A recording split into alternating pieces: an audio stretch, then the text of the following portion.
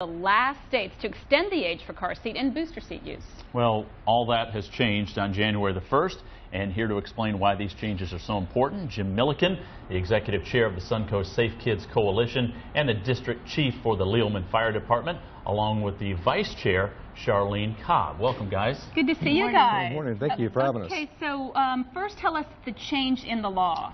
The change that took effect January 1st basically is that we've increased the age of how long a child should be in a car seat by law in Florida. It used to be up to 3 years of age, and now it's currently to 6 years of age. And it surprises me that it took that long. Florida is one of the last states to adopt this law, is that right? We are one of the last states to adopt the law. We were one of the first states to put laws in place for it, and we're one of the last states to bring it up to where it needs to be. And really, it needs to be a little higher, but we're in a good place. Baby steps, right? We're in a good place. When you look at seat belts in cars, they're designed for adults, aren't they? Which is why we need these, right? Right, that's correct. The seat belts in the car is designed for an adult only, and for someone who's 9 inches and taller. Kids aren't that tall, and sometimes we have kids that get tall and they manage to fit in those seats correctly, but to know if your child's really fitting in the seat correctly, they need to be able to sit all the way to the back of the seat with their rear in the crack of the seat. Their legs need to be bent at the edge of the seat and feet on the floor. Feet on the floor. If that's not taking place. That safety belt in that car was not designed for that person. Okay, Charlene, let's go through the phases based on your kid's age, weight, height, what type of seat they should be in, starting with a brand new newborn. Well, most parents think that they've installed their car seats properly and they're using them properly, when in reality only 3 out of 10 are being used properly that we see when we inspect a car seat. So we guide the parents through the different types of car seats that they need. This here is a convertible car seat, which will be used for an infant in rear facing and for an older child or toddler in forward facing. How do you use that in a rear face? Because I know the car seats have changed a lot since my kids were little. So this is, when I looked at that, I said that's a forward facing car seat, but it also can be converted into the rear facing. It can. So the kickstand will go down, it'll turn around to rear facing, it'll give the incline that you need. And one of the things that parents should understand is that selecting the right seat for their child for the right age, in an infant or up to 2 years of age, they don't have the bone structure that we as adults have. So in a crash, the car seat will cradle them and the harnesses will protect them and they'll ride up and back down again. So that way, they're not going to fly out of the car seat and they're not going to have damage to their, necks, their fragile necks and their spine.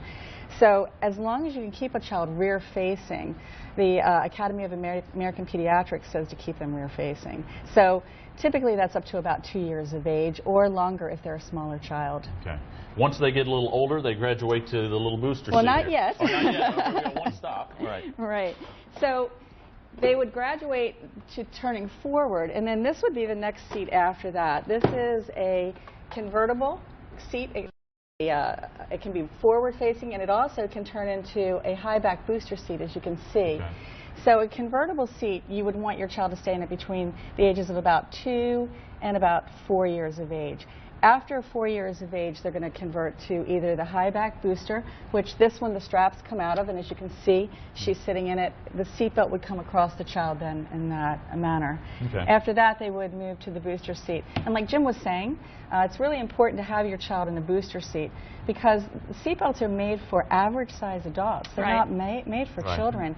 And a lot of times, the seatbelt comes across their neck and across their waist instead of their pelvis, their strongest bone structure.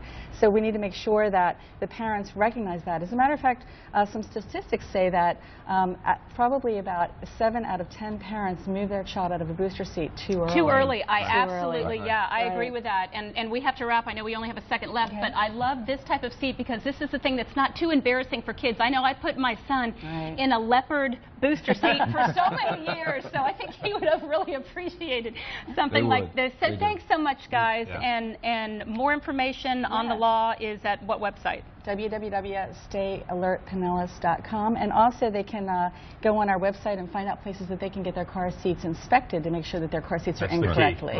Great. Thanks so much, guys. Thank you. Very good information. All right, well, up next.